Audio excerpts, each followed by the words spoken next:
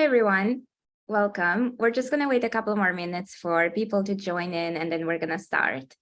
So in the meantime, during the presentation, please feel free to ask questions, either raise your hands or add your question in the chat, and we'll have time at the end for a more extended discussion as well.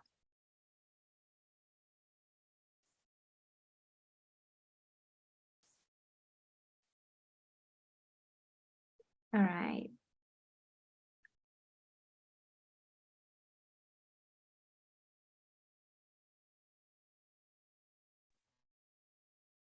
Hi, Lily. Hi, Anna. Yeah. Thanks so much, Elissa, for joining us. The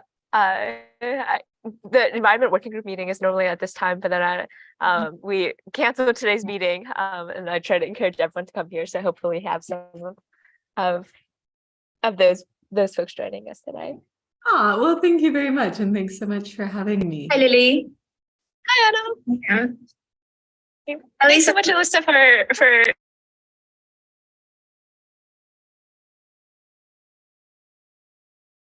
Are you in Germany right now, or are you still based in Maryland? Sorry, I keep muting myself and then being unable to unmute. Good question. This semester, I've mostly been based up in Cambridge because I was visiting the Berkman Klein Center, but I am currently in DC, and I kind of pop back and forth to Germany. So in many locations, right? I was writing a paper recently where we were talking about post-digital, how there is no like divide between online and offline. So I guess I'm just like floating somewhere. Yeah. Okay. Well, if you're, I don't know if you spent time in the SEC at Harvard, but if you want to come down to the other side of the river in Austin and check out our new fancy engineering building, you should come. Awesome. Unfortunately, next week is my last official week and I'm like booked out. But if I'm back in the spring, I'll let you know because I didn't get a chance to go over there. I've been in the law school the whole time and I got to go to Kennedy because I gave a talk there, but I haven't been to the engineering building. Yeah, I didn't realize that you're around, but that's wonderful. I know it's a hard. And I also grew up in Maryland, so I spent a good amount of time in College Park and Silver Spring. Nice, very nice. Yeah, no, it would be great to get a chance to chat. So I'll let you know if I'm there in the spring for sure. And if you're ever in DC, feel free to let me know.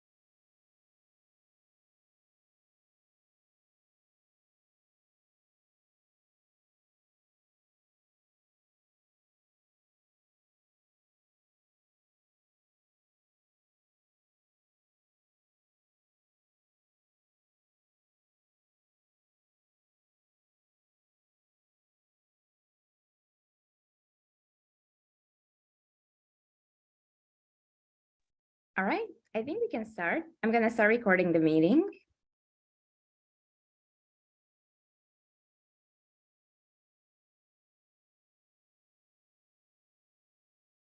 Great. So a few more people might trickle in as we continue with the meeting, but I think we should start. So welcome everyone and welcome Elissa to our MD4SG Colloquium series for the fall semester. We're very excited to have you. And I'll give a short introduction and then we're going to start the colloquium. So Dr. Elissa Redmiles is a faculty member and the research group leader at the Max Planck Institute for Software Systems and a visiting scholar at the Berkman Klein Center for Internet and Society at Harvard University.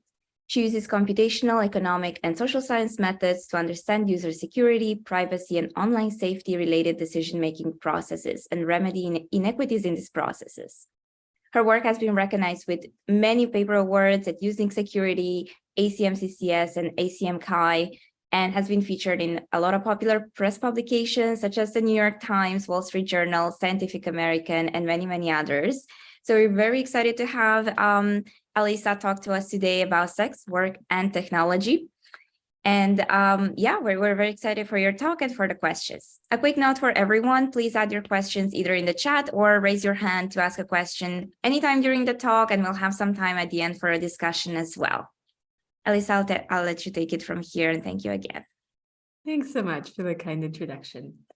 Awesome. So today I would like to talk about the use of technology in sex work, particularly through the lens of digital safety. But I'm especially interested to talk to you all because we have not taken much of a kind of mechanism design or math or game theoretic approach to this work, but we're definitely open to thinking about things in that direction. So I'll sort of show you what we have, but very open to brainstorming and questions that you might have as well.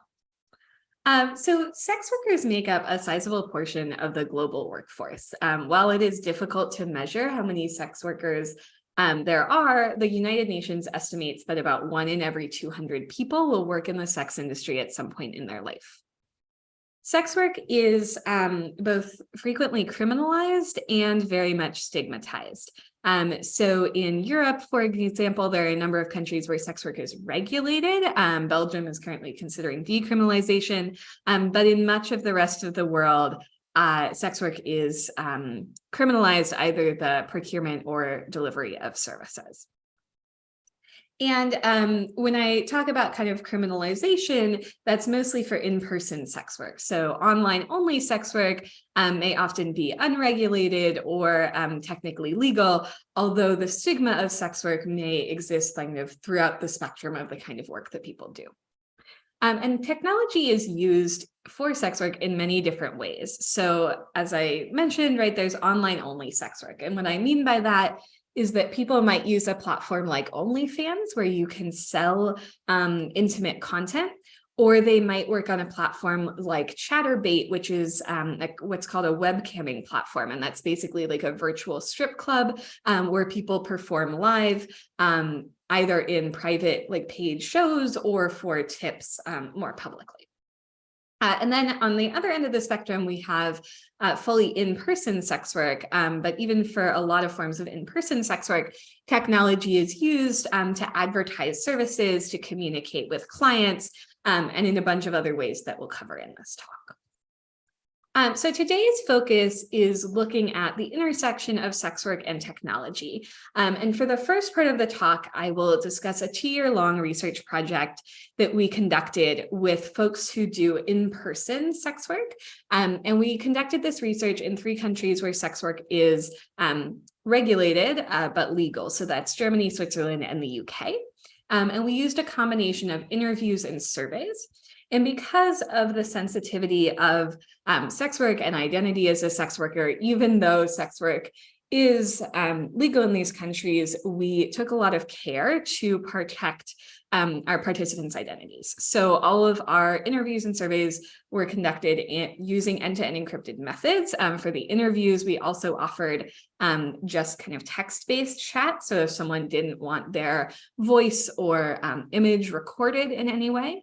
And we also, part of the reason that the project took such a long time was that it can take a while to gain trust with communities that are highly stigmatized. And not only are sex workers highly stigmatized, they're also over-researched, particularly in kind of public health and criminology, where the research can often come from kind of a stigmatizing or problematizing lens versus sort of a partnership lens. And so it took a while to build up trust. Some of the way that we recruited was we did in-person flyering. So in Europe, right, there a lot of folks will smoke cigarettes. And so there are ashtrays outside lots of brothels on tables in Germany and Switzerland. So we would just put flyers under those ashtrays, or sometimes drop them. There would be like a cigarette dispenser at the entry to a brothel. So we would drop the flyers on top of the cigarette dispenser. We also worked with sex working organizations. So usually a organization member would try our interview with us, and then if they felt comfortable with the interview, which all of them did, they would then kind of tell others about that. We also compensated our interview participants with about the equivalent of 60 euros, and that was to match kind of the median hourly income for sex workers in the countries we were looking at. It's again kind of a hard number to estimate, but we are trying to sort of fairly compensate people for their time. Finally, we also had a consultant who was a sex worker who reviewed our protocol and all of our study materials to ensure the questions we were asking were appropriate, both in terms of ethics and in terms of kind of the language we were using, and so on and so forth.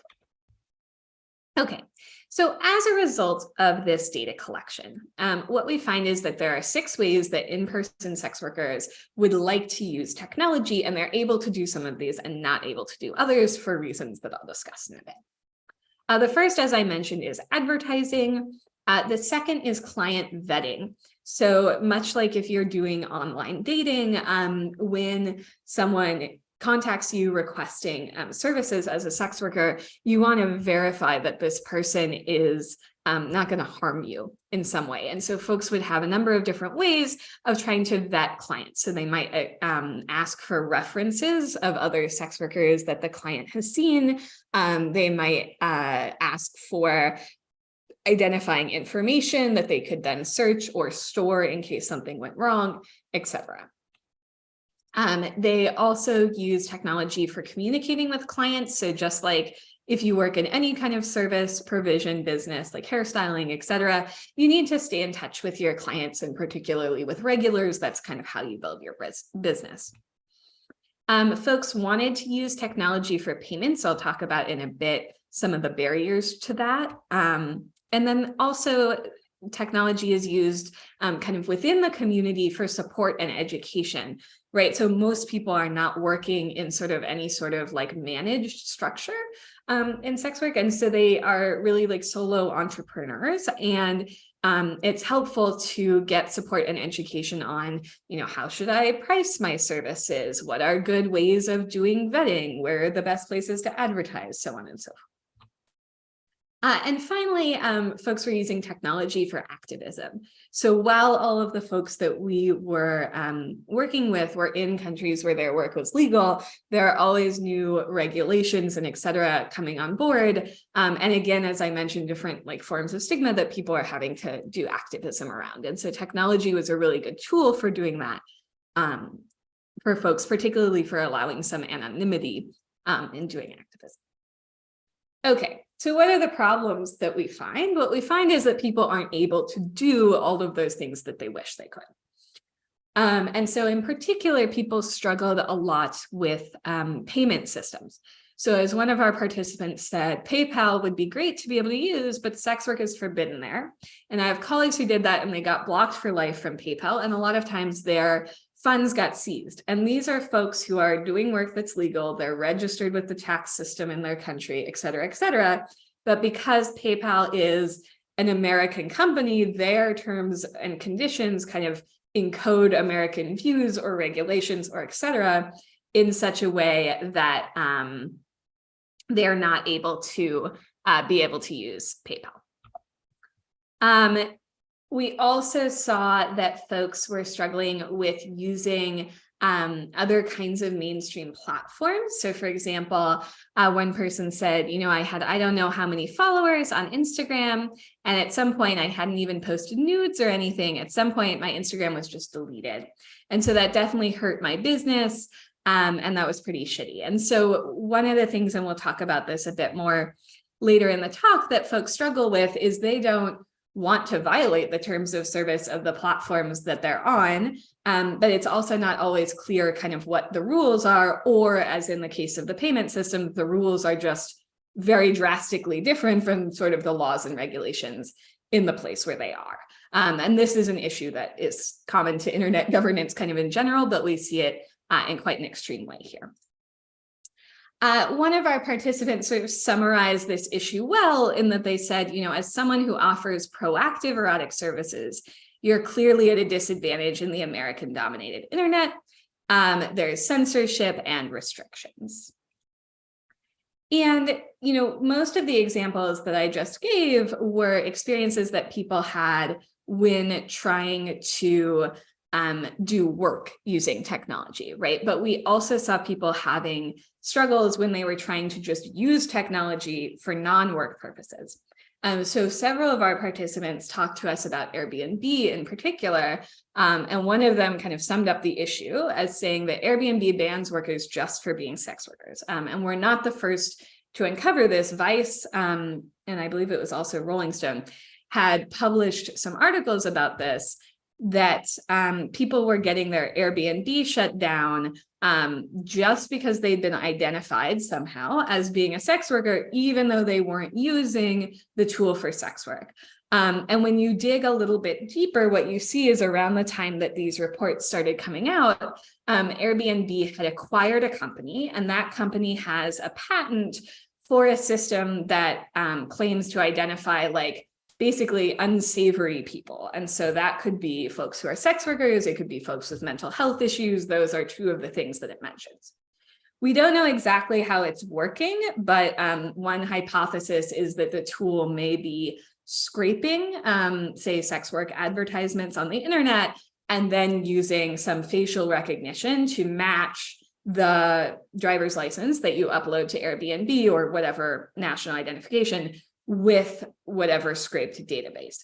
That's one thing we get from reading the patent. It's not entirely clear what exactly is going on. But certainly we heard from some folks who said, I have 3 phones. I have one phone for work, I have one phone for personal use, and I have one phone for Airbnb, and that's how I'm trying to be able to use the service. So it's not just sort of what work behaviors people are doing, but also just them as people, because they have done a certain form of work.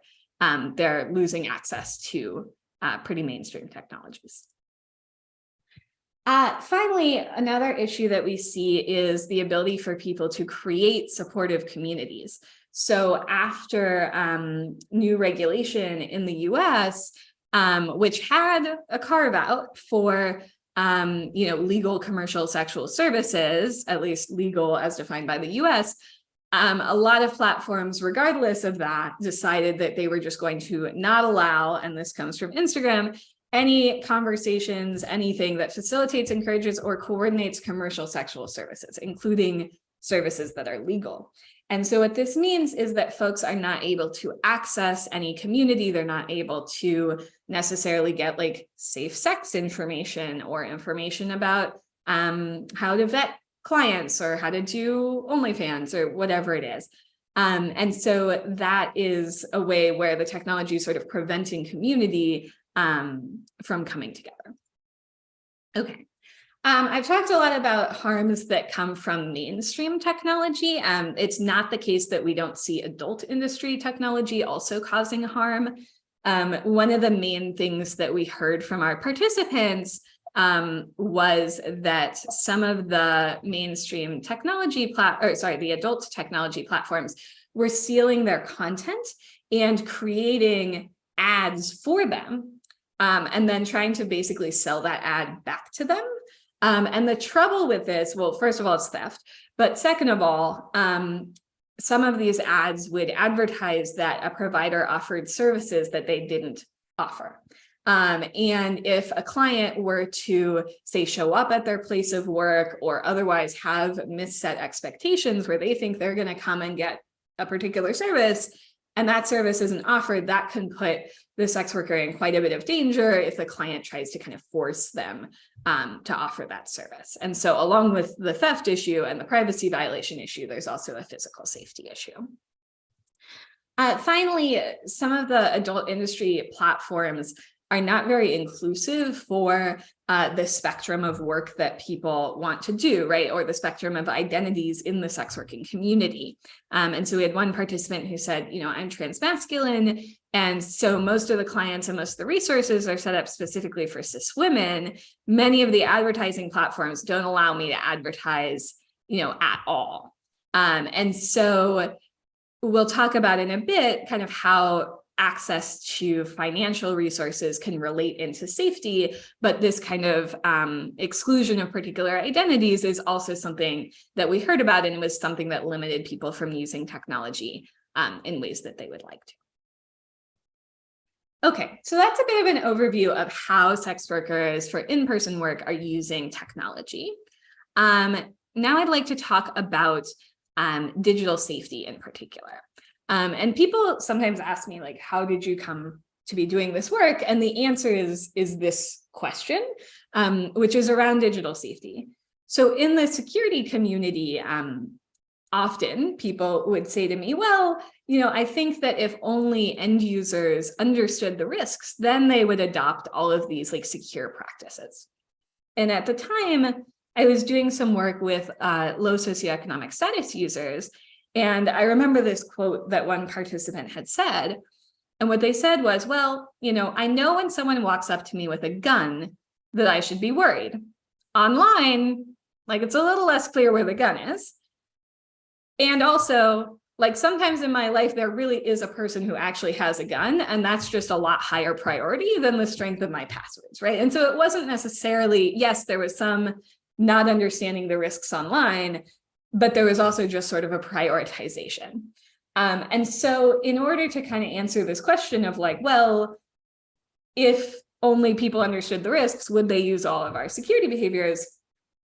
I kind of thought, well, let's talk to a community that has really tangible risk, but also doesn't get any specialized training, right? So if we think about other communities that have a lot of risk, like journalists are one that people talk about a lot.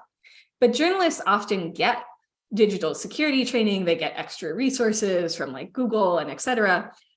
Sex workers don't, right? But they definitely have very tangible risks. So we wanted to understand kind of what does safety mean to them?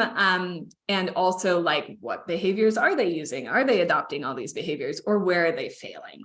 And this will come as no surprise, I think, to this group.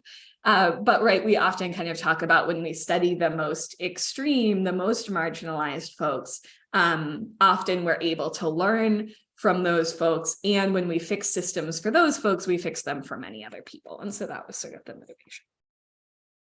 Okay. So what are our research questions in this section? We have 3. The first is understanding how sex workers define safety. The second is understanding what their barriers are to staying safe online. We talked about a couple of them already.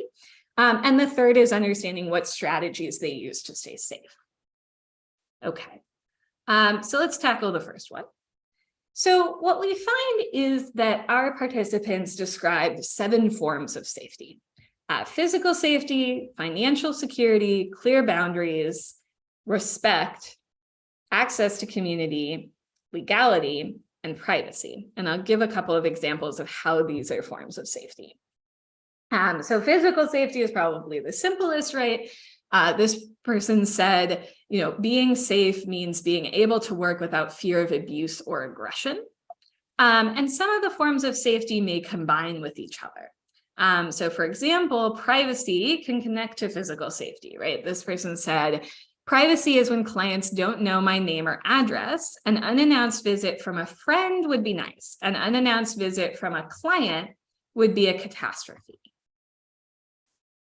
Financial security, I'd sort of mentioned we would get back to that.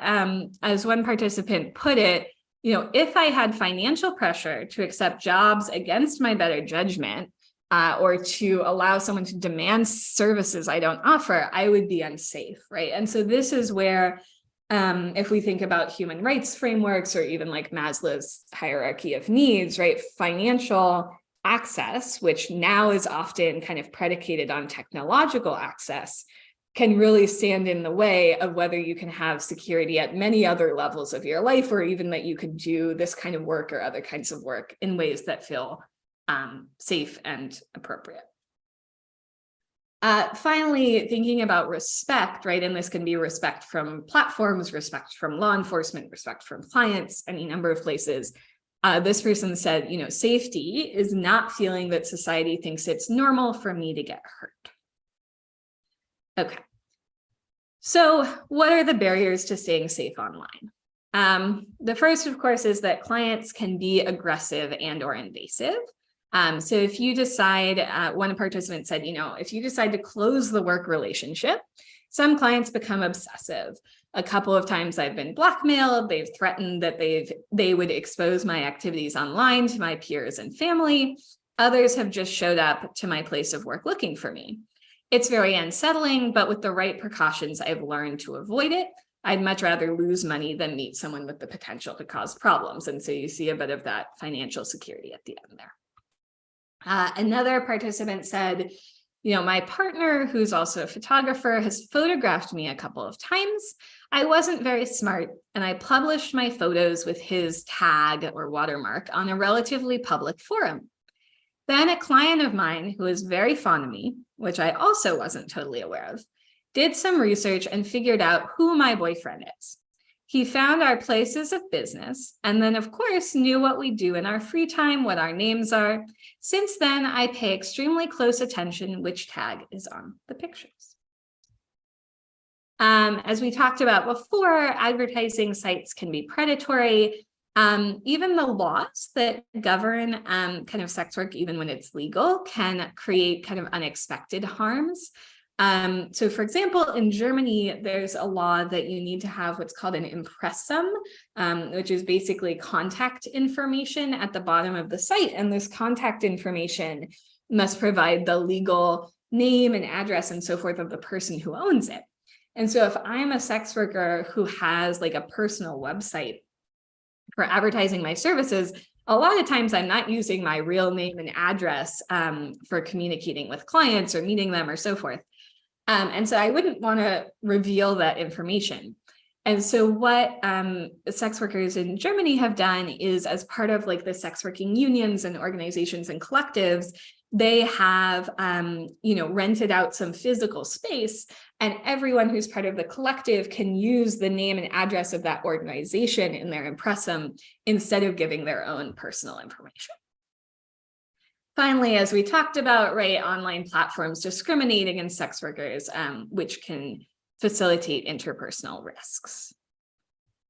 Okay, as I sort of alluded to before, right, these risks are intersectional. So there's evidence, and we've collected more data toward this direction, that ability to work online has improved the physical safety of sex workers, right? Folks have more control over who their clients are, they're able to earn more income, et cetera. When you can't access various technological platforms in order to do the work, that has implications for your physical safety because you may not be able to work online. Additionally, things like not having access to digital payments can create two kinds of threats. You can have physical security threats because people begin to learn these kind of locations are places where sex workers often see their clients, and we know that they can't use PayPal or Venmo or what have you, so they're probably carrying large amounts of cash. This is a good place to go and rob people. This kind of thing happens. It also can create a threat to financial or other kinds of safety because you may not have the ability to pay for services in sort of a typical way, right? If you show up to your landlord, in some countries it would be normal, in other countries it would not, with a lot of cash. That might be kind of unusual, or even if you show up to the bank with a lot of cash, that might raise some questions. Even if the work you're doing is legal, it's harder for accounting, et cetera. So you can have safety threats and just general barriers that kind of intersect with each other. We talked a bit about lack of access to community and also how kind of threat with theft of IP is both like a boundary violation of privacy harm and can threaten physical safety. Okay, so we know how people are using technology, how they would like to be safe, and what the barriers are they're running into. How are they getting around these barriers, or how are they protecting themselves? So when it comes to doing the work itself, right? People have two kind of primary strategies that were used by, either quite a majority or at least half of our participants. The first is folks do something called covering, and people will often do this in online dating and other situations as well, which is that you will tell a friend, a family member, a colleague, information about an appointment. Like, here's who I'm going to see, here's where I'm going to be, here's how long it should take. And this person will check in with you after a set amount of time. If they don't hear from you, you would then tell them, here's what to do, right? You should contact law enforcement, you should show up, you should contact this person, whatever it is. So it's sort of this way of having a contingency plan and someone to make sure you're all right. So a lot of our participants did this, and we see that folks do this in other settings as well. The second thing is vetting. As I mentioned, at least half of our survey respondents did this themselves, and some of them worked in brothels or massage parlors where the manager might have done this vetting even if they were not doing it. Okay, what about the stuff that my kind of security and privacy colleagues care about? Well, people were not using many of those behaviors. And when it came to security and privacy settings, the reason people weren't using these is that they weren't trusted. So as one participant said, I think it doesn't matter if you put the settings on or off. When I have to talk about something, I mind that there isn't a phone in the room. And even less extreme than that, a number of our participants kind of shared, yeah, well, I tried using, the privacy settings, but my clients were still getting recommended as friends anyway, right? These things aren't working, and I can't really afford for there to be a software bug. Like, there's way too much risk here, and so I'm not gonna use that. So we'll talk about in a bit, what do I do instead? We also didn't see many folks using technical security tools, so things like encrypted chat or VPNs or Tor, or one that people like to ask about a lot, which is cryptocurrency. And the reason for that, among other reasons, is that these tools have to be cooperative, not just for the sex worker, but for their client. So one of the folks that we worked with said, I would gladly do all of the above, but that really only works when the clients participate, right? And so I can kind of no more force my employer to pay me in cryptocurrency than many sex workers can force their clients to pay them in cryptocurrency. And so this can be a usability issue on the client side and or a perception issue, right? Sometimes when folks study encrypted email or encrypted chat, what prior work has found outside of this particular set of participants is that people sort of perceive, oh, if you're using, encryption, then you must be like either a criminal or very paranoid or what have you. There's sort of these appearance considerations. And so there's sort of a complicated ecosystem around why people can't necessarily use these tools. Okay, so what do they do instead? Folks do a lot of identity management. So a majority of the folks we were talking to use some sort of persona or alias. And a lot of folks use separate accounts and frequently separate devices. And this is not an easy thing to do, right? So this participant said, it's time consuming and it's annoying. It's stressful having all these phones and personas and things I have to remember. And I'm like, shit, did I miss that when I put this up there? They were talking about like metadata on an image all the time. So people are doing very manual identity management to try to keep themselves safe. They're also doing a lot of self-censorship. So a lot of folks did not have any personal social media, like their online presence was focused on their sex work. And that was to help prevent kind of overlaps, matching of the personas by digital platforms, et cetera. And a lot of folks were hiding their face and other identifying features in their work photos. So something about doing in-person sex work is that when you're doing advertisements, they aren't necessarily explicit, right? It could be kind of the inverse of a headshot. It could be just a body shot in sort of street clothes, right? And so you could blur out a tattoo. You could do any number of things to kind of obscure your identity insofar as you have to have an online image. People also did a lot of kind of deleting of accounts or destroying of devices periodically. So one person said, I'm legally allowed to work, but I'm scared of getting banned from certain countries just for being a sex worker. So I remove all of my information, my account, my website. I wipe my phone before I travel. And the US is one of these countries, so they can deny you entry for being a sex worker, even if the work that you do is legal in the country where you're coming from. Of course, having to do all of this kind of manual work leads people to a lot of both resignation and regret, right? Doing this all manually is really hard, and mistakes feel pretty inevitable, right? And so this participant said, I log into, and the name of this platform, this is a particular German sex work advertising platform. I log into that platform in the browser on my personal phone, and my Apple account for my work phone is registered in my passport name. This stuff could get me killed or deported. I'm not prepared. Basically, everything is just intertangled. And no matter how hard I try, I make mistakes, and there's kind of no way to undo them, right? The internet does not forget, and the inference engines don't forget. Okay, so what happened when the COVID pandemic hit? All of a sudden, all of the folks we were working with, right, who do in-person sex work, couldn't do in-person work anymore for two reasons. One is there were a bunch of lockdown laws and regulations that criminalized sex work temporarily during the pandemic. And also, many sex workers didn't want to risk getting COVID or risk their clients getting COVID. So all of a sudden, their work was gone. And so a lot of folks shifted to doing online-only sex work. And so we interviewed a new set of participants, 32 folks, and they were from all around the world.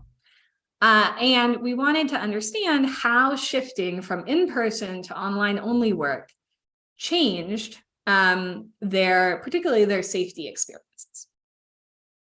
And what we find is that when people shifted to online-only sex work, it required that they had a larger online footprint.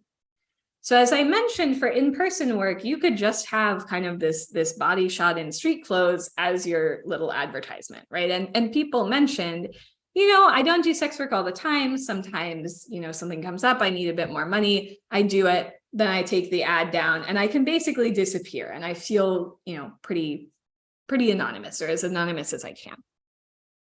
With online sex work, the requirements were sort of different. So folks had to be on more platforms. They had to be more explicit, and they had to share more information. Why is this? Well, there was competition, right? There was a whole body of folks who are already doing online-only work. And now there's this influx of new people, both in-person workers and then also separately, folks who hadn't done sex work before, but for a variety of reasons might have started doing so during the pandemic. And some of the way that some of these online-only sex work platforms are designed, they want you to kind of bring in clients to the platform. And you might have to do that by advertising on a number of different platforms. So instead of, having this is the one advertising directory for this country, all the clients go there, all the workers are there. There's sort of an established ecosystem. With online only work, it's a bit more like other forms of content creation where you really need to bring in people. So you might have profiles on many different platforms. Also, because of the nature of the work, you're having to share more explicit content, both because of the level of competition and just because, well, that's the only interaction you're having, right, is this online interaction. And so people want kind of the explicit things that might have been saved for in-person work previously are happening online. And finally, there's this idea of embodied authenticity that Angela Jones, who's a sociologist who studies camming, brings up. And she, in her study of folks who do webcamming, which is that online kind of strip club-esque work, she mentions that clients are really looking to feel like they have a relationship with someone, right? And so you need to have a richer persona. Clients want to know what you ate for breakfast and what book you're reading and et cetera, et cetera. And so people are having to kind of build up that persona by sharing more information about themselves. It may not be true information, but they're having to generate more information to share. And so one participant kind of captured this by explaining, well, the worst is that you have to have in mind that those videos will be leaked and all of the people around you are going to get them at some point, and they will be forever on the internet. In face-to-face work, I didn't have my intimacy compromised. If I had troubles, they were going to stay there. With online work, people will have photos and videos of everything, and I won't be able to ever delete that. They will stay floating around forever. Also, if I stop doing sex work, that may affect me in the future too. So people are very worried about kind of the permanence, but also they needed to earn income. So thinking back to kind of our threat model, right now we have even more reliance on online platforms than we had before. And we're on more of them, right? We are on more platforms. We have a wider geographic reach, and that increases our risks of stalking, doxing, physical safety. So one participant explained, I took a selfie in the bathroom and I uploaded it to Twitter. A guy went to the same bathroom and posted a selfie of him in that bathroom under mine, like I know where you are. Those stalker things are the ones that make me more scared. As I mentioned, right, folks are putting out more explicit content. And so that's creating a lot more concerns around the privacy of that content. This is obviously a concern not just for folks sharing this kind of content commercially, but for folks who do so recreationally, right? So one person said, obviously there's that concern that some of my content is going to pop up on Pornhub. That's always a risk, and part of the reason I prefer in-person sex work to online, but it's a risk that you live with.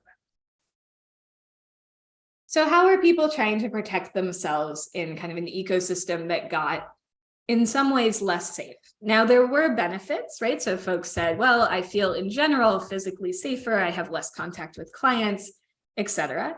But there were certain increased online risks, right? And so people started doing a lot more censorship evasion. So at the beginning of the talk, I mentioned the participant who had the experience where their Instagram account got taken down, even though they hadn't shared anything that they felt was explicit. That was a huge concern for people now, right? Because if their mainstream accounts got taken down, a lot of times that would be their whole client list. Like that was who was coming to purchase their content, et cetera. That was kind of how they were doing lead generation, as we would talk about it in marketing for clients. And so it was really critical to make sure that your digital accounts weren't taken down or banned temporarily. And so we saw people starting to use kind of AI tools that were just online to try to predict whether their content would be censored or their account would be banned. So this participant said, there's a page where you put in a photo, and using the same machine learning, this is what the page claims, as Instagram, it'll tell you if it's too sexy, if I can upload it to Instagram or not. And there's not a ton of transparency on sort of how these tools that, ostensibly sort of try to predict the content moderation situation work, but it was something people were really seeking. They were also doing techniques like trying to create lists of their clients so they could recreate their accounts if they got taken down, or doing like very complex nesting of links in order to avoid censorship. Like a lot of us run into link trees, right? So it'd be like link trees to other things before it finally got to where the explicit content was sold. Basically, every time the platform sort of gets more intensive in following that chain, they would add a link to the chain. Okay. People are also having to think a lot more about IP and content protection. So obviously this was an issue before, but people didn't necessarily do a lot of proactive prevention when it was just sort of in-person advertisements. Now that folks were selling explicit content or having to share more explicit content, they were using more protective techniques. One of those techniques is watermarking, which folks do in a bunch of different ways. And the other is using DMCA, which is the Digital Millennium Copyright Act, again, a US regulation. But it gives you the rights to any picture that you take. And so you can send a takedown notice for a platform to take that down. Now, of course, that's incredibly resource intensive to try to search out where your content has been posted and then try to get them to take it down, right? They're supposed to take it down. Whether they will is a different question. And whether you can prove that you actually own the content is also a different question. And so some of our participants said, well, I actually work on a particular platform because they do the takedown and searching for me. And I decided to use them simply because even if someone tried to steal my content, as long as I started selling it on this platform, they'll kind of fix it. Other people were using Google alerts for their persona. People had a lot of different ways of trying to track their content down. In terms of stalking prevention, folks were still trying to do no face or tattoos, but that was getting harder because there was so much saturation in the market and for the embodied authenticity and all the reasons I mentioned. And then they were also kind of strategizing, how do I not have the image that I take leak information about me, right? So folks were posting content out of order, like once they'd already left a location. They were not creating content in spaces where you could tell if it was daylight out. They were trying to avoid creating content in spaces that had like identifiable features. So like this person was talking about their room having an unusual shape, and they were worried about someone going through the real estate listings, which has happened, and finding their room and therefore knowing where they lived, right? So people are starting to try to do more and more intensive prevention. Okay. So I've talked a lot about kind of the issues, how people have tried to protect themselves, both when they were working in person and then for in-person folks who shifted online. A lot of us on the engineering side are then kind of like, okay, what can we do to help, right? And so I will try to answer that question as well as to answer the like broader, what can we do, not just what can we build. So one direction is to think about, and folks are already thinking about this, but to think about more, tools that accommodate multiple personas. So sex workers aren't the only people who need to exist with multiple personas. Many of us probably might like to be able to do that. And certainly for folks, for example, in the trans community or in the process of transitioning or who aren't out yet or out with certain folks and not with other folks, the ability to have multiple personas can be very valuable. And the trouble is, as our participants said, the sort of software level way of making that happen with different settings and so forth, it's just not good enough, right? Because the inference tools can figure out that you're the same person regardless of whatever settings you're using. And so this raises the question of like, do we need to do some sort of complex hardware segmentation? Is that enough to get around these kind of inference tools? Is there a way that we should change inference tools to accommodate this? Like, what can we do to allow people to have multiple personas? The second thing, right, and lots of people are already kind of thinking about this, is algorithmic transparency, particularly around these moderation systems, right? So for example, all of the folks that we spoke with, they kind of understood, and while they maybe didn't appreciate the sort of American-centric nature of the content rules on mainstream platforms, they sort of understood they existed, and really they just wanted to be able to use the platform. And if that meant not posting particular content, they were okay with that. The problem was that they had really no understanding necessarily of what was or wasn't going to be taken down. So they were always doing this algorithmic kind of sense making that some other scholars have talked about to try to figure out what's going to happen, right? And every time that they accidentally violate a rule, their account can be taken down for 24 hours, 3 days, a week, closed. It just sort of depends. And so people would love ways to know ahead of time if something they're going to post is okay. Could that be done in cooperation with the platform? Maybe. They both have similar interests. That also, of course, opens up a way for kind of malicious actors to game the system. But it's sort of an interesting question, not just how can we tell you what's happening, but how can we help you like not upset the algorithm if that's something that you want to do. We've also been thinking quite a bit about tools that allow for tracking and protection of content. So a lot of the tools that have been designed for what's called digital rights management they were created in the context of, helping movie studios keep track of their content. And movie studios, A, are very well resourced, and B, there's never really a debate about who owns the movie. In this case, there's way less resources and there's a lot of debate. The other kind of tooling that I wanted to raise to this audience in particular, but is not on this slide, is that people really wanted to be able to kind of like, going back to this personas topic, they wanted to be able to create boundaries from people who they knew.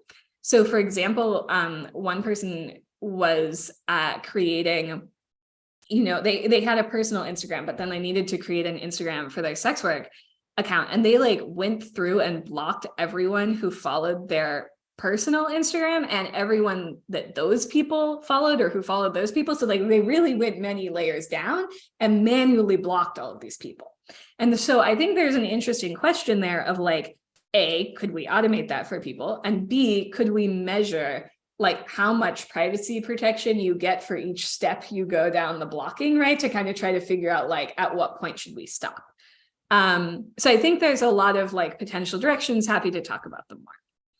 The key point is that we want tools whose construction is either led by or certainly informed by and in partnership with the populations they serve, right? And so I always have this extra slide, which is like, instead of what can we build, what can we do? And what we can do is to try to empower communities to design, build, and evaluate technology that serves them. This will not be a surprise to this group.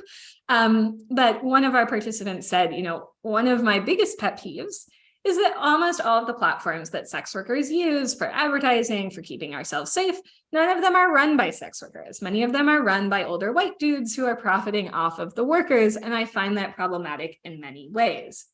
And we've been thinking a bit, we have some community resident researchers who work with us where they like lead projects, and then we offer kind of funding and institutional resources. That's great for research. We've been thinking a bit about like, what does this mean for design and building and evaluation? Because folks like sex workers have an industry they already work in, so they may not want to become a software engineer, right? And so how do we kind of create partnerships in ways that are empowering, in ways that we kind of change the status quo? And happy to talk about that too. So in summary, kind of beyond the world of building, things we can do are thinking about regulations around kind of globalizing American views, right? Like how do we not censor people for the kind of work they do or the certain identities they have? This obviously affects many types of folks. As I said, how do we incorporate and listen to marginalized voices in engineering and in policy development? And then basically, how do we create technology that, as one of our participants said, considers me a person and not a product? But that's really asking a lot from the anonymous virtual world. Thanks, and very happy to take questions or discuss any of this. Thank you so much, Elissa. That was a really wonderful talk, and I think it gave us a lot to think. Let's start with the questions, perhaps. And one point that I wanted to bring up to begin with is this point that you mentioned. And I think it's very important for our community as well. And we're thinking a lot about that, on how do you make sure that the tools we create are being constructed and led by the communities that they are actually impacted by. And this seems a particularly difficult, challenging aspect in sex work, in which there's a lot of this like power inequalities between the people that, as you mentioned, the people who are leading this platform, or basically anyone who acts like a central planner in which in a system in which sex work operates, and the communities who are participating in this.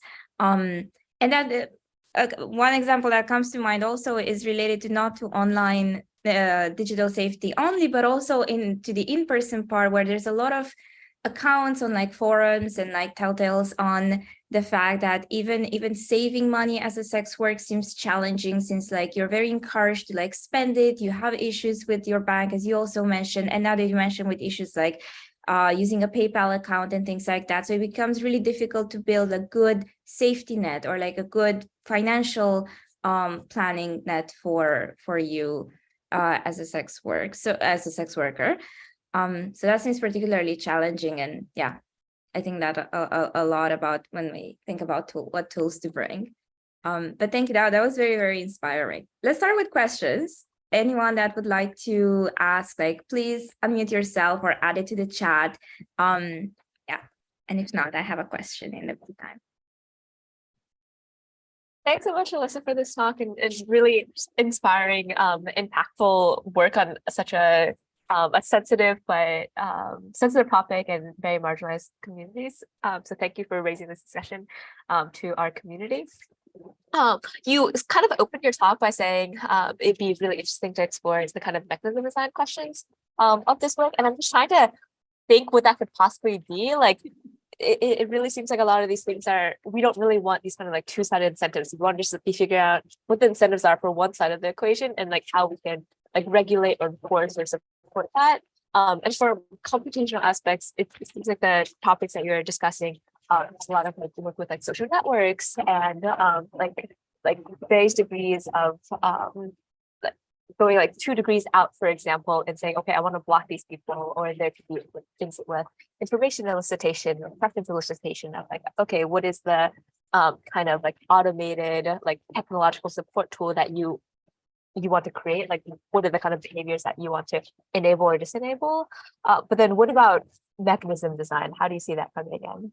Yeah, good question. And one that I haven't really figured out the answer to. I mean, I think exactly both to your point and Anna's point, right? There is this power dynamic, and honestly, the ecosystem is sort of already skewed toward both the platforms and clients, right? So we'll often see things where like the platforms require that workers upload government ID, but they don't require that clients upload government ID, or it's even extremely hard to track down how to contact the platform, but they make it quite easy to contact, you know, the worker, right? And so I think that like we're already in such a skewed power balance. I'm not entirely sure, you know, that you want to negotiate between the parties.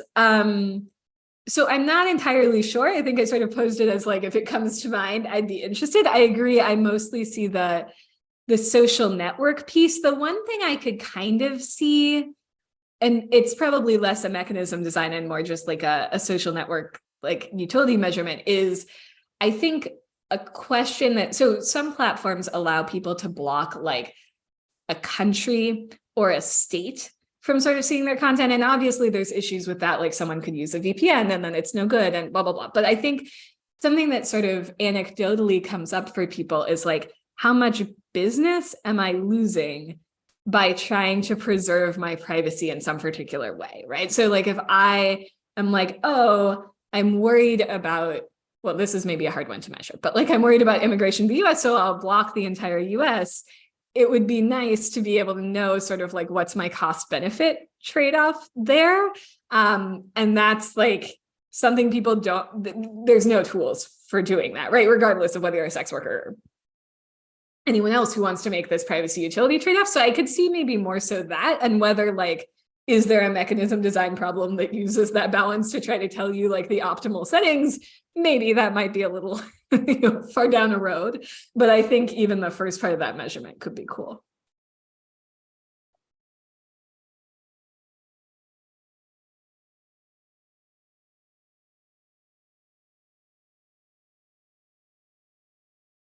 Yeah.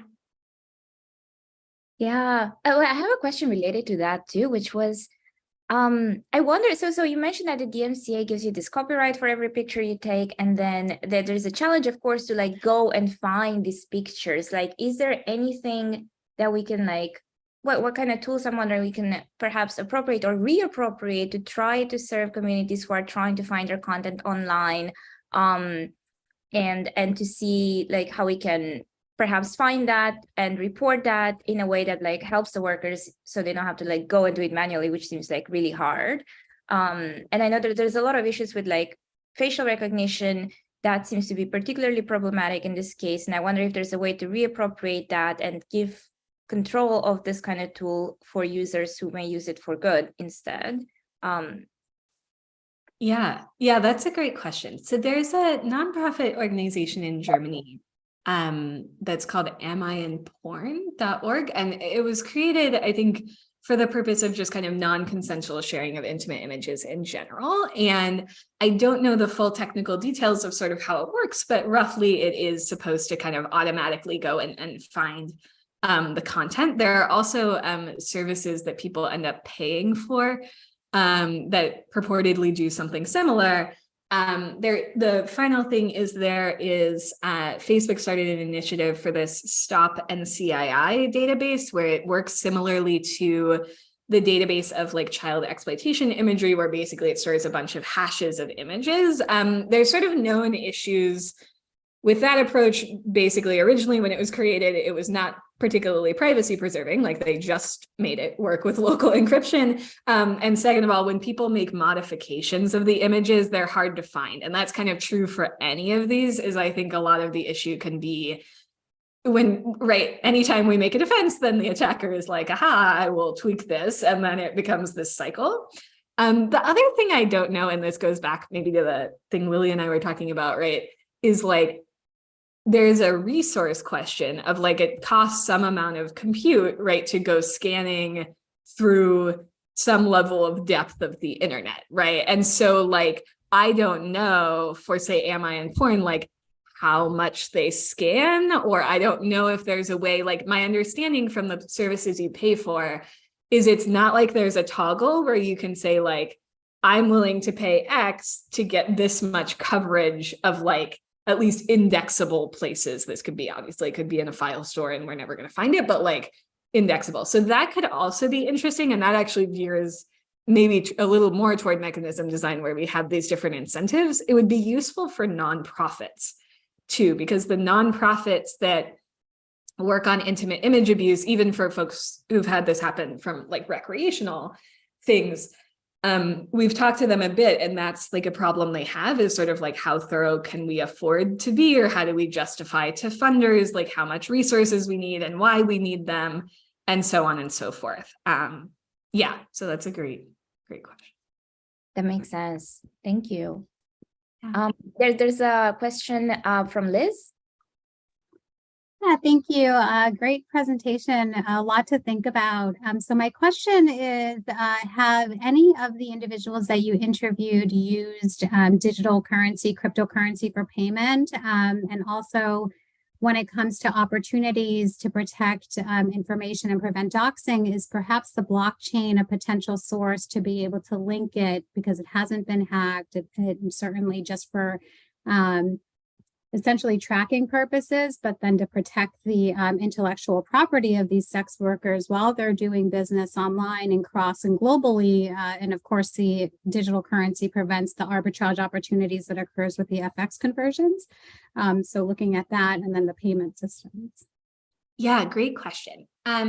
So some sex workers do use cryptocurrency. What we tend to find is that it's basically correlated with sort of your level of privilege. So the more demand that you have in terms of clients, the more you're able to sort of in turn demand that they use particular payment methods. So sort of the less privileged someone is, the less likely they are to use cryptocurrency.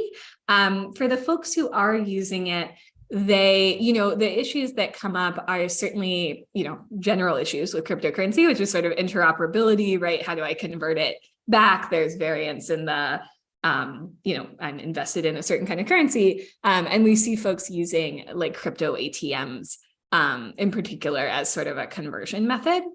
In terms of your question about the blockchain and image storage, that was not something we talked about like at all with participants. It's something I've sort of, a few people have brought up, and I know there was like, I'm forgetting who it was or if they ever created it, but there was sort of a conversation that happened on Twitter at some point where they were talking about like, well, there are these NFTs. What if the NFTs were the adult content and therefore we could sort of track it? And so I think it's an interesting idea. I think that some of the folks who are talking about that are maybe not the folks we feel might be the most responsible in building it. So I think if it was done in a like responsible community driven way, that could be cool. And I know there are a few kind of pretty out and mainstream sex workers who were talking about maybe creating NFTs of their content. And so I think that will be really interesting to watch. And I think something cool for particularly like the crypto and Bitcoin community to think about as this kind of ownership. So yeah, I think those are great points. I unfortunately can't say like, yes, these people are doing it and they're doing it well, but I would love to see someone do it well and in a good way. Great. There's a question from Six as well. Hi, yeah, thanks. I can only echo the thanks for this work. I was having a conversation with a former colleague of mine who had been intermittently involved in sex work, and we had a lot of conversations after FOSTA and SESTA passed in the US, and I set up a domain name in Austria, and then we found out that Austria doesn't allow you to have domain privacy, so now my name was on the website, and I was like, I'm a migrant in Germany, so like all of these problems, and we had conversations after one of the client reputation systems in the US got kind of fallen over that was actually being run by sex workers, and it was replaced by one that was run by some white dude named Jeff or something, right? And so it's like, I'm really, really super glad that someone in our community is doing research on this stuff in particular and kind of surfacing it. I have 1.5 questions. The first one is a sort of theory question, maybe actually more for the mechanism design people in this space. And I heard you, Professor Redmiles, use the word skewed, and I wanted to ask kind of a question for you and for people in this community, is like, this is about power, right? And I don't know if we've used the word power, but I think, and sometimes in the more economic or quantitative traditions, we have a tendency to be reluctant to use that word and say, oh, that's a word for Marxist sociologists to use. But I think, I've been involved in trade unionism, and now I work with legal scholars. And that's a word that they're very unafraid to use.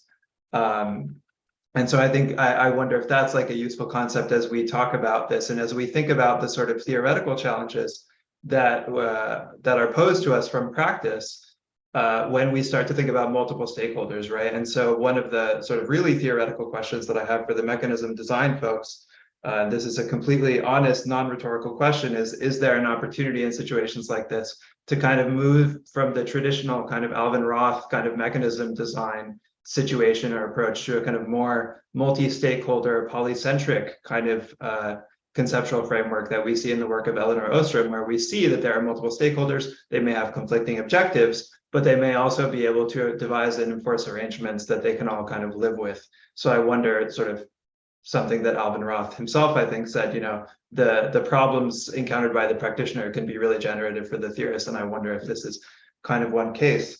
So that's my theoretical question. My question for you, Professor Redmiles, is about laws.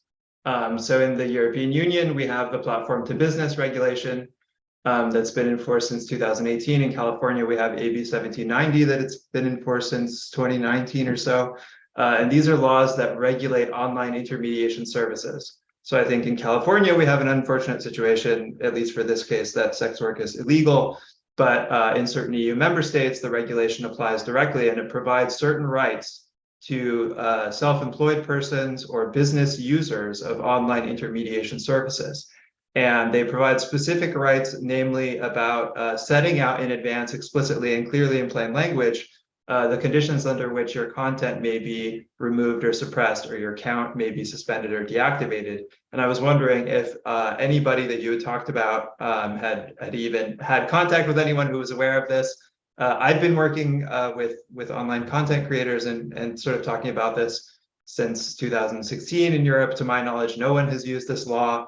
There's a lot of strategies involving GDPR, but as far as I know, nobody has used this particular law. So I'd be really interested in hearing about legal strategies, especially in the EU, for getting access to some of the algorithmic mechanisms that tend to be obscured.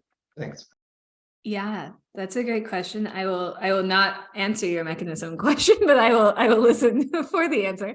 But I will echo, yes, that we do tend to avoid using the word power. And a small aside on that is that there's been some recent work in the security community from a number of groups to try to kind of systematize like what makes particular populations in general at risk. And one of the things I sort of noticed, right, was like power relations, particularly in relation to platforms, were kind of omitted, right? There was some conversation about power relations like between people, but less so between people and social structures, like if we're thinking a critical theory kind of view of it.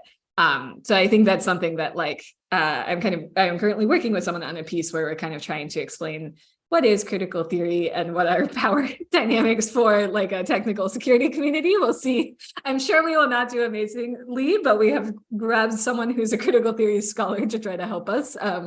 So anyway, I think that's much needed. To your second question, no one that we talked to had used any of these laws, but I think that we do some work with some of the sex work organizing unions and collectives. And we haven't talked about that in particular, although if you're interested, I would be happy to make a connection potentially if you're also talking to content creators, because I think that if anyone was going to be able to do that, it might be one of the collectives that's kind of across many EU countries. And I think it would be something of interest to them.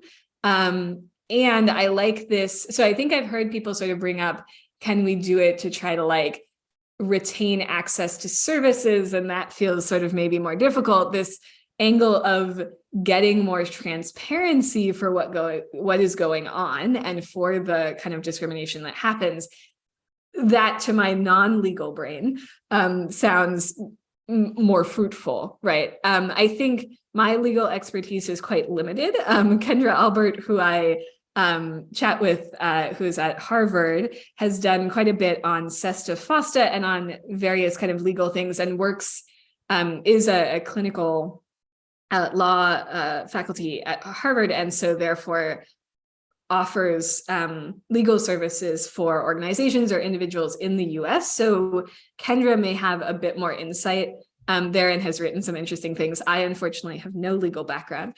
So aside from understanding Sesta Fosta and being able to make connections and to say that no one that we talked to was kind of using those methods, I couldn't say further, but I think it's a really great question.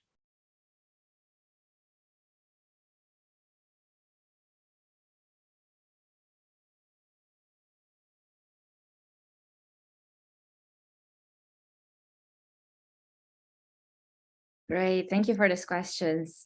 Yeah, and I agree with Six on the point that like I think there's a point to adding this notion of like a power imbalance that allows us at least to diagnose some inequalities that otherwise may be hard to notice if we're just looking at like what the outcomes are without understanding the dynamics under which these outcomes are being created or generated. So I'm personally also interested in looking at this, like where this kind of inequalities arise from, and the root cause sometimes seems to be this, like there is an imbalance in like different agents and their power to like influence each other on that. Yeah, and a comment from Lily that on power dynamics and platforms, that was a key issue with also OnlyFans banning nudes that nearly compromised work opportunities for thousands of users. Yeah. All right, we are close to time. If there are any remaining questions or thoughts, comments, please add them or unmute yourself or add them to the chat. And maybe we can close in a couple of minutes. And thank you all very much for coming. It was fun to get to chat with you. I have new things to think about too.